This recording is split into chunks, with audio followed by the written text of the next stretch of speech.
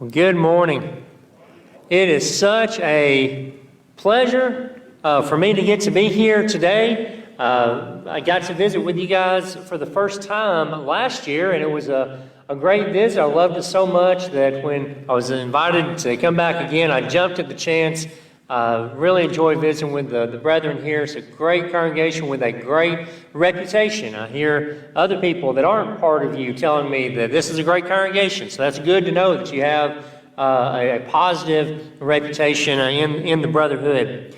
So what I want to do today is kind of the format. My goal is I want to mention to you some things that ought to be important to churches, not only in mission work, but in evangelism, in doing the work of being Christians and doing the work of churches everywhere, and then illustrate those things by some things that are going on with Tanzania missions. And so that's kind of our model. And so the first thing I want to do is talk about kind of why we need to think about world evangelism, what's out there beyond our country. Now, that cannot come at the neglect of local evangelism, because if the local churches don't evangelize, the local churches suffer and don't grow and don't thrive, then they're not going to be in a position to be sending congregations. And so world evangelism will suffer as well. The two have to go hand in hand. We can't work to the exclusion of the other. But we also do have to think about this big world that's outside of America. Most people don't realize how big the rest of the world is, in my mind, specifically with Africa, partially because of the way our maps work. As you lay out make a flat map of a round surface, you get a distortion of how big things are toward the top and the bottom, and by contrast, that minimizes how things look across the middle. So to illustrate the size of what we're talking about, here's one way we can look at it. If you were to drive the 4,835 miles from Miami, Florida to North Pole, Alaska, diagonally all the way across North America, then that would take you 77 hours of drive time, not counting any stopping that you did, according to my map program. That makes me feel better about the 12-hour drive to get here. So 77. But if you were to drive from Cape Town, South Africa, all the way up the continent of Africa to Cairo, and take that 6,276 miles, it would take you 159 hours. That's more than twice as much windshield time driving up Africa as it would be to drive across North America. It's a huge area. I think I showed you this one last time to illustrate how big Africa is. You could put the U.S. and China and India and most of Western Europe and Japan, all on this landmass that is Africa. It would all fit. You're talking about a huge area, 11.7 million square mile landmass that is diverse. It is comprised of 54 countries, and people speak 2,000 different languages across this vast territory. Now, talking about Tanzania specifically, where is it? It's there on the east coast of Africa, approximately the size of Texas. There's not a huge difference there in the size. It's the home of some things that are stand out in my mind as being just what you think of when you think of Africa. Maybe I'm biased because of that, but that's where Mount Kilimanjaro is, the tallest freestanding mountain in the world, tallest point in Africa. It's where Lake Victoria borders it. That's the largest freshwater lake in Africa, second largest in the whole world. It's bordered by Lake Tanganyika, which is the deepest lake in Africa, second deepest freshwater lake in the world. And so that means Tanzania is home of both the highest and lowest points in all of Africa, which I like to say is appropriate for mission work, because mission work is full of highs and lows. It's also the home of the Serengeti, and so all the wildlife that you typically think of as African wildlife, the lions and elephants and giraffes and zebras. They all live there. It's a beautiful place to visit. But the real attraction is the people, the population. Here, for scale's sake, here's Tanzania superimposed on the southeastern United States to give you maybe a better idea as to what size area we're talking about. And as you look at this, I want to talk to you about the population in Africa and in Tanzania. The population in Africa is absolutely exploding. And the reason for that is right now in Africa, there are 4 people being born for every 1 person that dies. And that's causing a huge population boom. The reason for that is the birth rate has always been high, but the mortality rate has always been, at least for the recent past, the highest in the world. But nowhere in the world has more to gain from the proliferation of modern medicine than Africa. And it's happening. They're getting better and better medical care, which means they're living longer and longer, or more and more people are not dying as young anyway. And so that's causing this population boom. Well, with that in mind, it's estimated that by the end of this century, so 80 years from now, by the end of this century, Tanzania will be the 8th most populous nation in the world.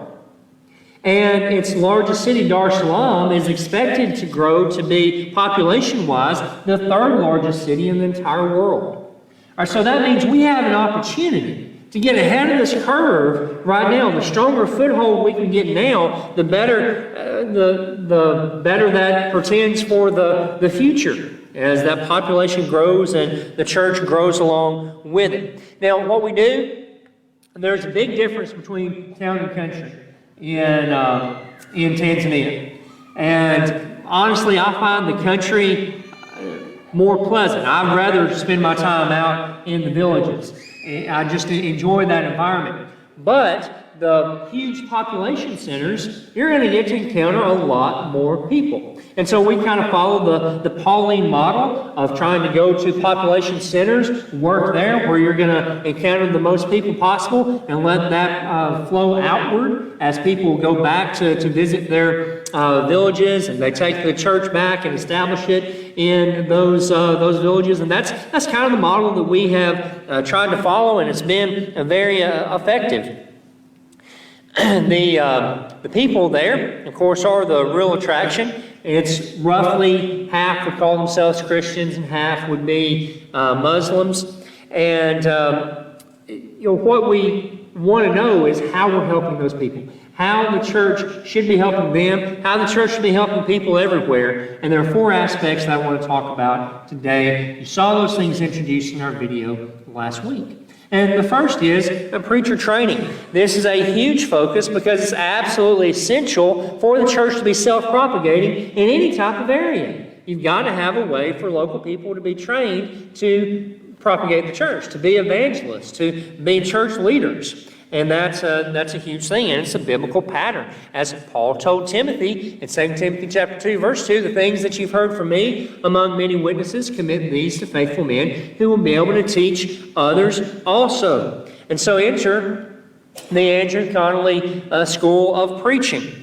The Andrew Connolly School of Preaching, which was established back in 2001, is making a huge impact. We train men not only from Tanzania, but we've had students come from Uganda, South Sudan, Ethiopia, the Democratic Republic of the Congo, Malawi, all together Kenya. 6 or 7 different East African nations have sent men to be trained at the Andrew Connolly School of Preaching. And they've gone back and they've helped the church to grow in their areas. And not only that, but now our graduates, some of our graduates, are helping to operate 4 other schools of preaching in different parts of East Africa. And we'll never know all the good that's being done from that pyramid of good of the people that we're helping to train, and the people that they help train, and the people that they convert.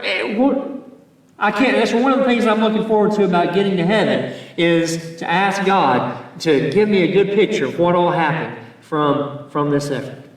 It's exciting to be a part of that sort of thing. And our graduates helped to establish over 100 congregations, and there have been thousands of baptisms, and it's just an exciting thing. This is where we lived when we were living there full-time. I got to move quickly because this presentation can easily fill up a Bible class hour, but you don't want me to do that during the sermon. Here, just a couple years ago, our good brother, Si Stafford, passed from this life. He was a dear friend of mine, a mentor to me. He's the one that recruited my family to be a part of the work in Tanzania. He worked on us and prayed for us to be a part of it. It took him about 10 years to finally get us to agree to move over there, but it finally happened. And it's been one of the best things that we've ever done. He has been my mentor. He passed away in 2017. And as you all know, he had asked me to eventually take his place. And so that's what we're trying to do, is to coordinate the work and raise funds in his stead and keep things going on, the wonderful things that he started. And I want you to see the faces of the team on the ground. These are the guys, part of the goal is to empower the locals to do as much as possible. We don't want to be paternalistic about it all. We want to empower them, have them in leadership positions, have them being trained and making things work as much as possible. And these are the leadership guys at the school on the ground there. This is Augustine and Himaniwe and Charles, and I depend heavily on them. I can't do what I do without them doing what they do.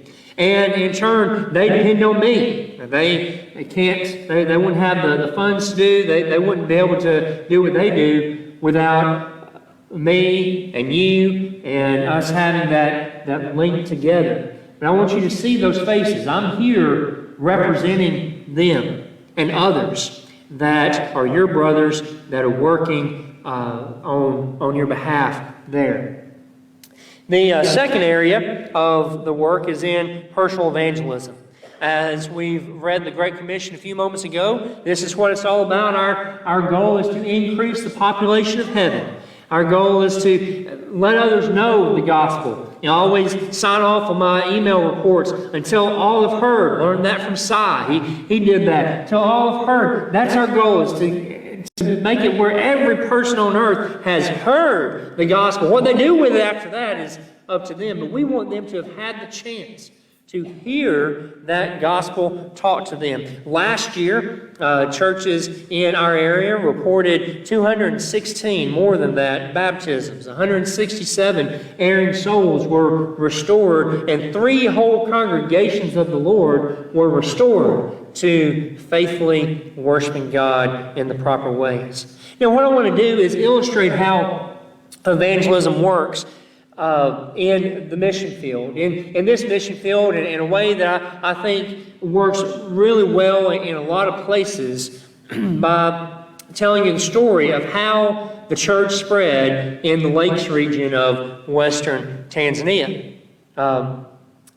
It's a beautiful story. It's going to get convoluted at times. Stay with me and try to follow it. I think you'll appreciate it. It means a lot to me.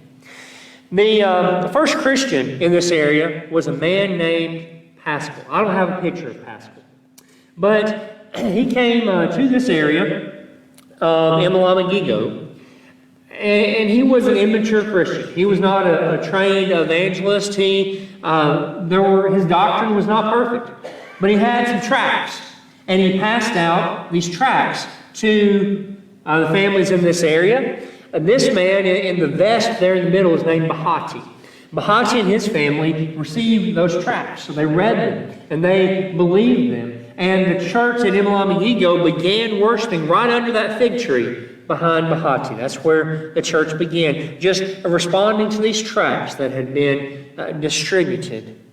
And this is a picture of where that church worships now. They have a small building. They still are meeting under a tree. They do have a piece of property. They're waiting, hoping that one day they'll be able to build a more substantial building there. But that's where the church was.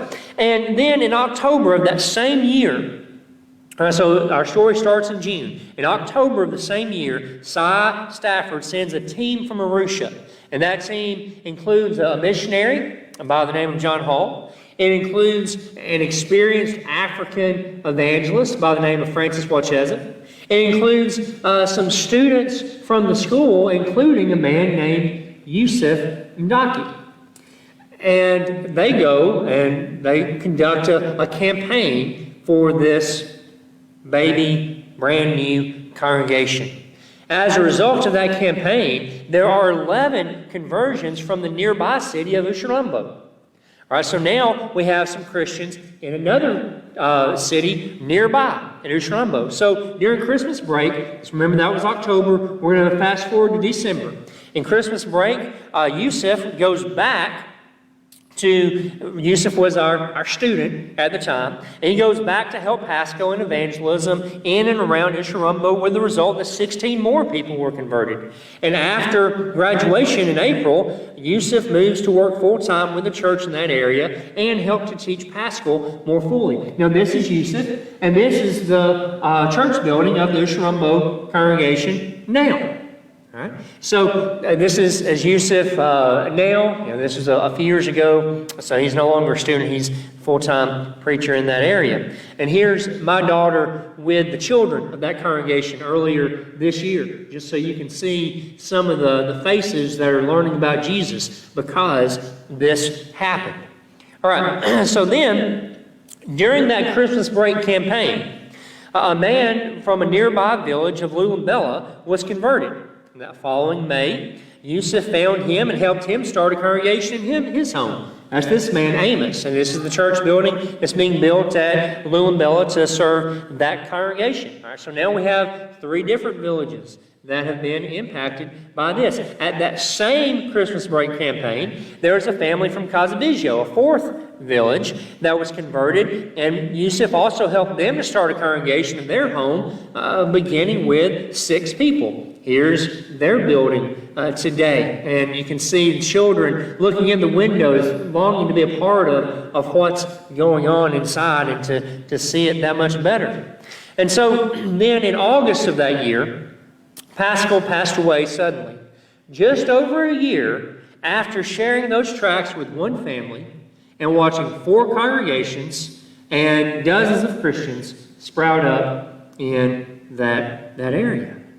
Well, then in October of that year, Cy sent another team for another seminar with good results. So here we have the involvement of the missionaries again, and the preaching students, the local evangelists are going. The headmaster of the Ibambula primary school, it's the 5th area, was a Christian and allowed the church to use his school for a seminar. And at that seminar, there were 40 souls that were baptized in this little pit. They filled it with water, 40 souls baptized there, the first of whom was this lady. Her name's Rebecca.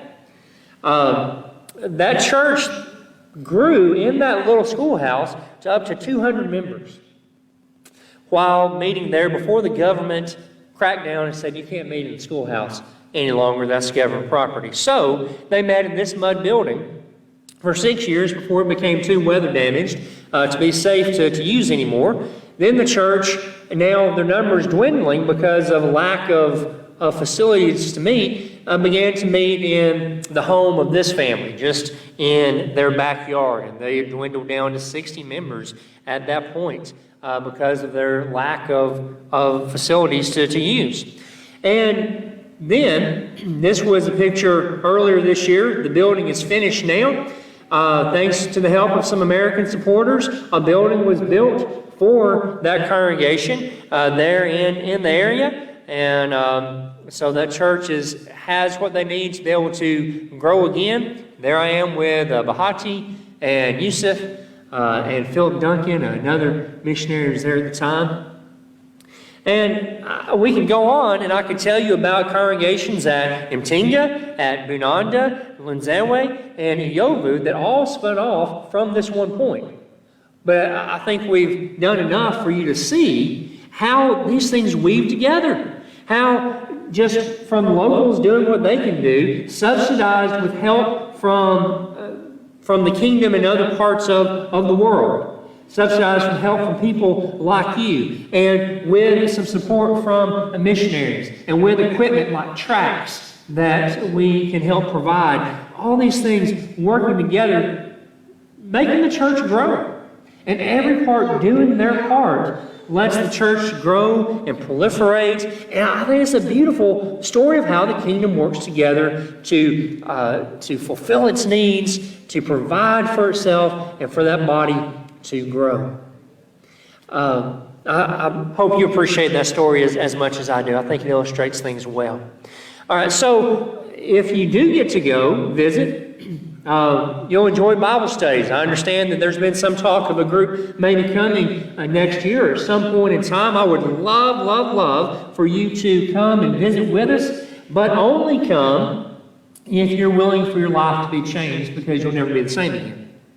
Once you see this, once you see this place, once you study with these people, there's never any lack of people to study with. Now, you do encounter some different questions every now and then. Most things are the same, but you do have to deal with some things like drinking blood.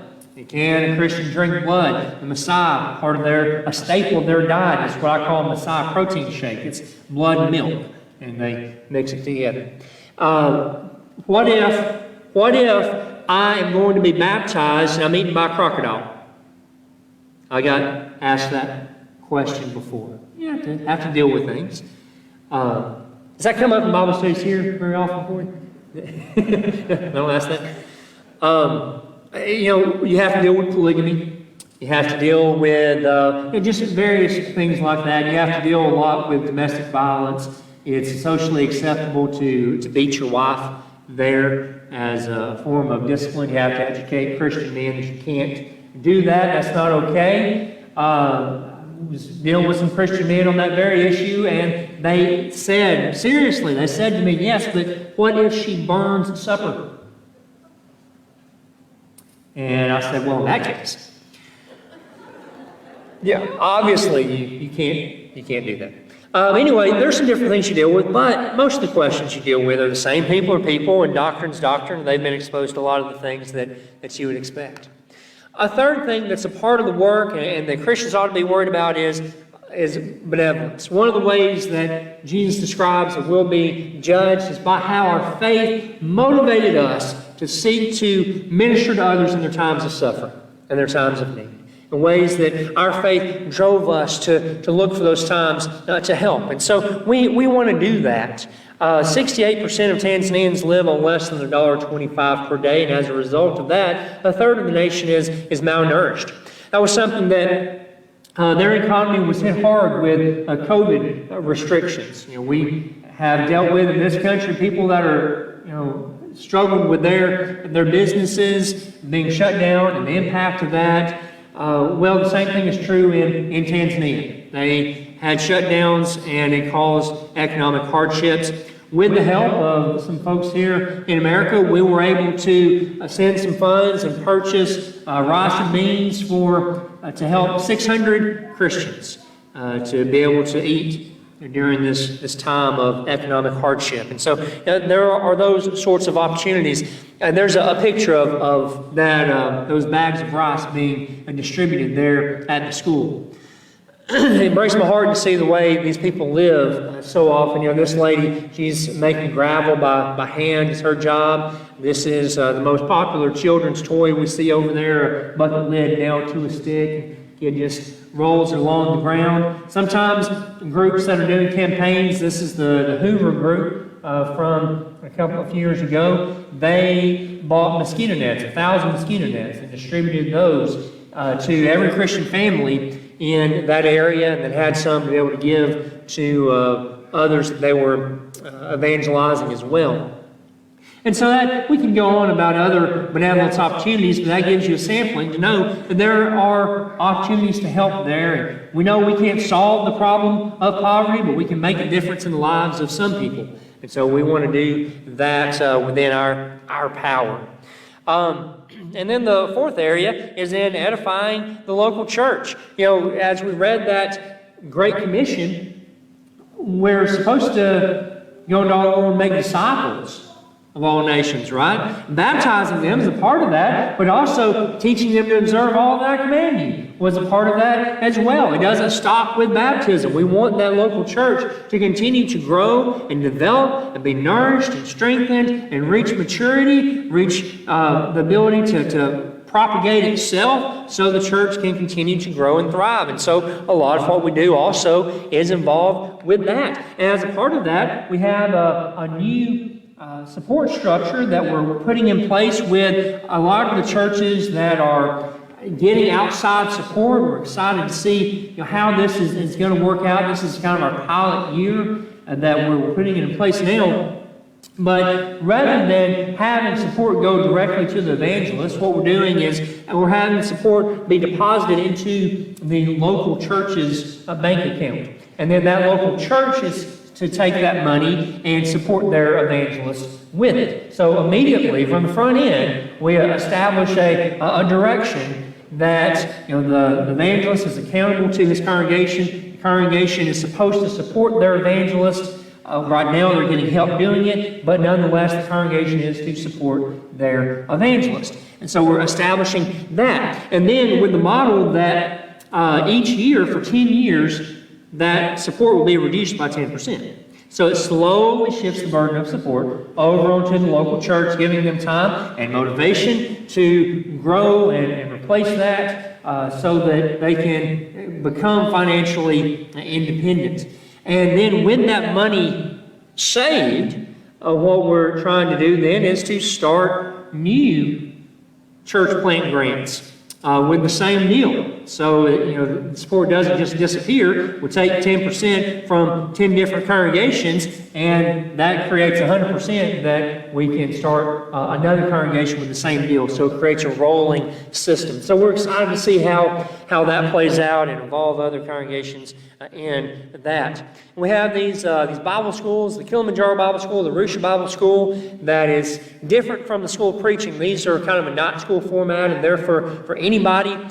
We even have denominational preachers that will come and want to learn the Bible from us, and we're happy to teach them the way more perfectly. I had the chance one time to study with a preacher from a denomination. He came to understand that what I was teaching him was right, and it was different from what he'd been taught before, but it was right from the Bible, and he wanted his people to hear it and to know this truth. And so he invited me, had a big seminar at his denomination, and we were able to go and preach the gospel to his people at his place. And after that, a number of them were baptized, including one of their elders. So you have that opportunity. People are hungry for the gospel. The Tanzania Leadership Conference is a big deal for us. That's coming up here in the beginning of October. I'm going to be going over for that here in just a couple of weeks. I'll be teaching a short course, and I'll be taking part in the Tanzania Leadership Conference. We'll have church leaders and members from all over East Africa that will converge upon the School of Preaching there, and that's a big deal for us. This is new and exciting. I don't remember if I told you about this plan last year. Those of you that get my reports have read about this. But Cy Stafford's last dream for the work, or the last thing he wanted to do, was to build a leadership center to help train the locals in leadership skills, especially with regard to increasing the quality and quantity of elders and deacons, even helping evangelists with their leadership skills. There's a great lack of that common understanding there. Think about how elders are supposed to work. Primarily from the Scriptures, but also from example. You've all seen elders in action. You've been able to learn from their example. You've had expectations created by your interactions with elderships at this congregation, other congregations that you know of. You're familiar with that. Well, what if you grew up in a society where there were no elderships because all you had were mission congregations that were just getting off the ground and they hadn't gotten established enough to have elderships? Well, you don't know how they're supposed to operate apart from the instruction you have in the Bible, but there's some practical guidance and some value to experience that you're not able to tap into in those expectations. Well, there's a need for some training in those areas. So he wanted to build a leadership school. And this year, we are building that school. This is where it's at now. It's getting so close to being finished with the construction phase. And there's the opportunity, if you know anybody who wants to give a one-time gift, there's an opportunity to give to help finish and furnish this facility, and then ongoing and the work that will be taking place there. But I'm excited to see what's going to happen with the Stafford Leadership Center. We also host a couple of camps. I think a couple of you, one or two of you, Jeff, has been to one of our camps. We have Tanzania Christian Camp, and we have a Future Preacher Training Camp. It takes place in December. This congregation helps in a special way with those. That's hosted there at the School of Preaching, and is a special youth event there for the church. Earlier this year, one thing we did to try to support the congregations, this is my daughter, Abby. She, as a project, put together these 200-page binders that were full of everything you need to teach children's Bible class for a quarter, and including songs, lessons in Swahili, and some supplies with crayons and paper and other things like that you might need. And she put together these packets, and we took them around to, 12, 13, 14 different congregations, and she would teach them how to use that material. She'd sit with the teachers, teach them the songs, demonstrate with the children if the church decided to assemble the children. And it was a great thing, because some of these churches, one, had never been told that they ought to be teaching children the Bible. They weren't even doing that. And others were trying, but they had no resources available to help. And some of them expressed to us that they had been praying for resources to help with their Bible class, and this was an answer to their prayers. And so that was an exciting thing that happened just earlier this year, and was proud to be a part of that. And then, of course, we'll try to be in as many different congregations as possible, help them out with. Sometimes they ask us to help deal with some particular crisis or something they're dealing with doctrinally. A lot of times it's just going and making them feel seen, because we go and we visit and we see what are their needs, what are they going through, what are they doing good, how can we support them. People like to be seen. It means so much to these congregations just to have a brother from across the world come and visit and say, hey, all these churches in America, we see you. We are praying for you.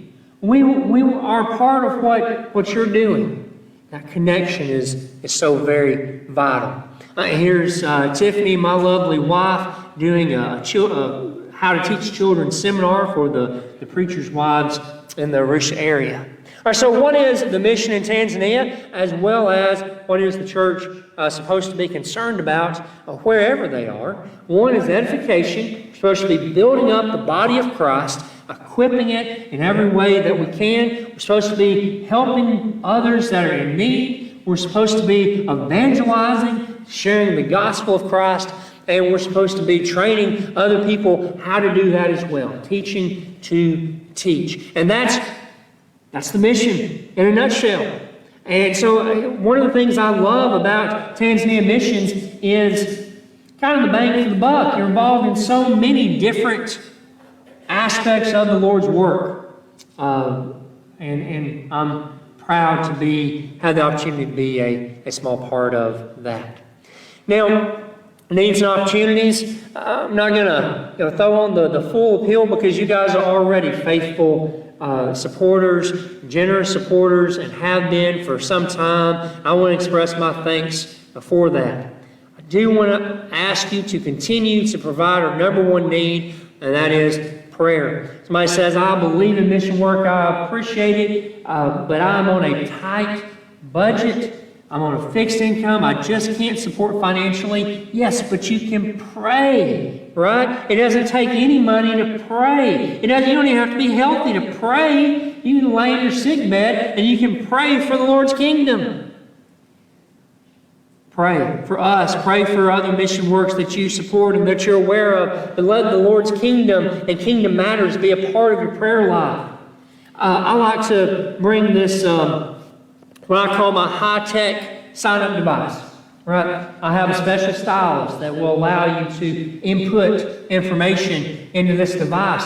And if you'll give me, if I don't already have it, give me your name and address, and I will send you completely free our emails that we send out once in a while to let you know what's going on in Africa, what's going on in Tanzania and the work, just so that you can pray about those things. You can be aware of those things. And you can pray specifically for what's going on. You're watching at home, send me an email. My email address is Daniel-Gaines@hotmail.com. I like to make it really complicated. Daniel-Gaines@hotmail.com. Send me an email. I'll put you on our email address list, and you can get those updates as well, so that you can hear about what's going on.